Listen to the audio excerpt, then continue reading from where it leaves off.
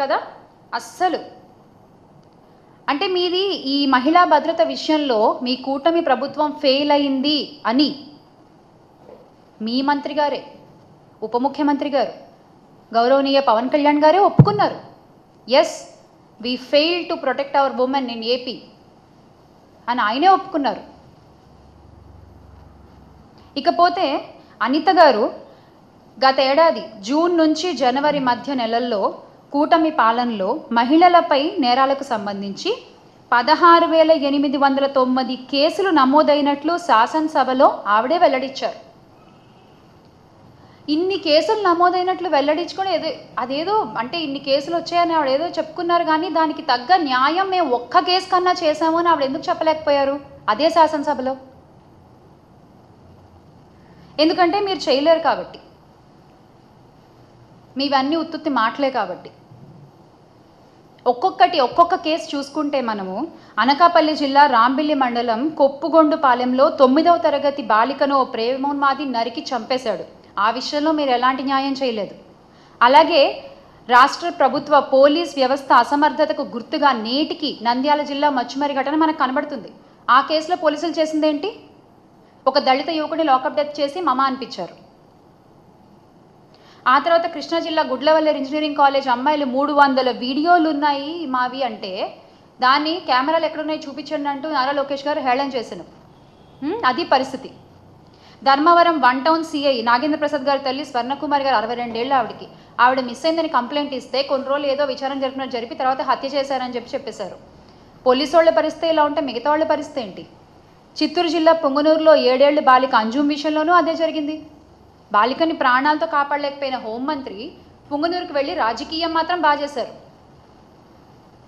Deputy CM Pawan Kalyan గారి నియోజకవర్గంలో కూడా అదే జరిగింది. ఆ దుర్గాడ్ జాన్ అనే వ్యక్తి 16 ఏళ్ల బాలికపై సోమవారం అత్యాచారానికి పాల్పడితే ఆ వ్యక్తిపై ఎలాంటి యాక్షన్ తీసుకున్నారో మనందరం చూసాం. మీ ప్రభుత్వంలో ఇలా జరుగుతుంటే మా ప్రభుత్వంలో, గత ప్రభుత్వంలో వైఎస్ఆర్ కాంగ్రెస్ పార్టీ అధికారంలో ఉన్నప్పుడు, జగన్మోహన్ రెడ్డి గారు ముఖ్యమంత్రిగా ఉన్నప్పుడు మహిళలకు ఎంత భరోసా కల్పించారు. ప్రతి అడుగులోనూ ఒక సోదరుడిగా, ఒక కొడుకుగా తోడుండి మహిళల్ని ముందుకు నడిపించిన ఘనత వైఎస్ జగన్మోహన్ రెడ్డి గారిది.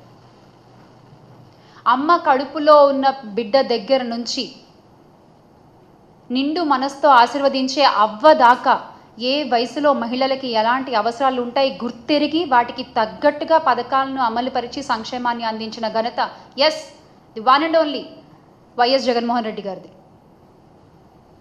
అలాంటి ముఖ్యమంత్రి ఏపీ చరిత్రలో ఎవరు లేరు. ఘంటాపదంగా చెప్పగలను నేను.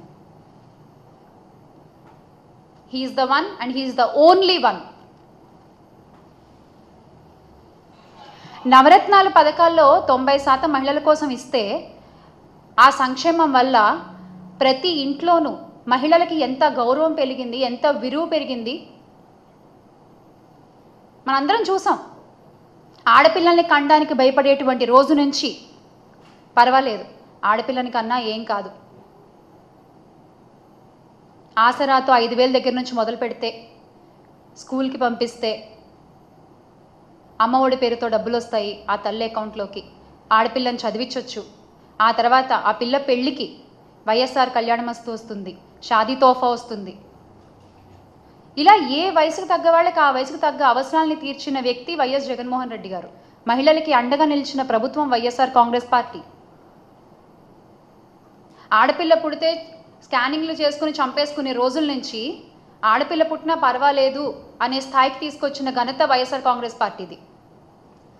కానీ ఈ రోజున మీరు ఏం చేస్తున్నారు? అబద్ధపు హామీలు చెప్తున్నారు. ఎంతమందినో మోసం చేస్తున్నారు మీరు. చివరికి మహిళల్ని, చిన్నపిల్లల్ని కూడా మోసం చేయడమేనా? ఏంటిది చంద్రబాబు నాయుడు గారు? ఈ రోజున మీరు 33% రిజర్వేషన్ అని మాట్లాడుతున్నారు కదా, కానీ ఎలాంటి ధర్నాలు జరగకుండా, ఎలాంటి పోరాటాలు చేయకుండా, ఎవరు నోరు తెరిచి ఇది అడగకుండానే మా జగన్మోహన్ రెడ్డి గారు మహిళల కోసం 50% రిజర్వేషన్ అనేటువంటిది ఆయన చేసి చూపించారు. ఎవరు అడగలేదు ఆయన్ని, ఎవరు దానికోసం పోరాటాలు చేయలేదు. కానీ ఆయనకి తెలుసు ఒక మహిళ కోసం నించోవాలి అని ఆయనకు తెలుసు. అందుకనే ఆయన చేసి చూపించారు. అందరికంటే ముందుగానే ఆయన మద్దతుగా నిలిచారు. వైఎస్ జగన్మోహన్ రెడ్డి గారి దార్శనికతతో వేసిన అడుగులు ప్రతి ఒక్క మహిళలో ఎంత ధైర్యాన్ని పెంచాయో గత 5 ఏళ్లలో మనం చూసాం. అలాగే ఆయన మంత్రివర్గంలో తొలిసారిగా హోంమంత్రిగా ఒక మహిళకి పదవినిచ్చి వైఎస్ఆర్ గారు రికార్డు సృష్టిస్తే, ఆయన అడుగుజాడల్లో నడుస్తున్నటువంటి మన వైఎస్ జగన్మోహన్ రెడ్డి గారు ఆ మాటని ముందుకు నడిపిస్తూ ఆయన మంత్రివర్గంలో అణగారిన వర్గానికి చెందిన 5 మహిళలకి హోంమంత్రిగా ఆయన అవకాశం కల్పించారు.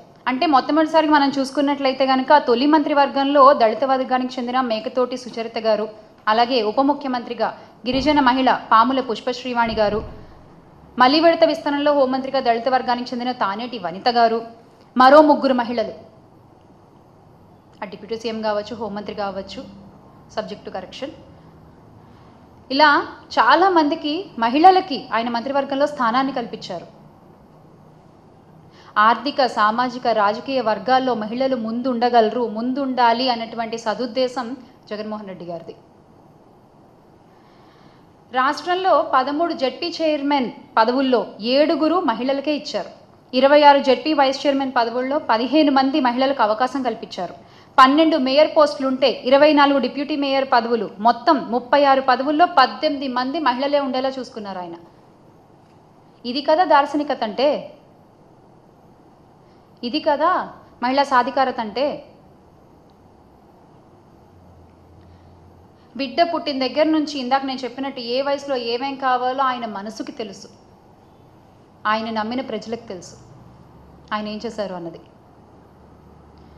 రుణమాఫీలు అని చెప్పిన చంద్రబాబు నాయుడు గారు ఆ రుణమాఫీల్ని ఎగ్గొట్టేస్తే అది కూడా గత ప్రభుత్వమే భరించింది, వైఎస్ఆర్ కాంగ్రెస్ పార్టీ ప్రభుత్వమే భరించింది.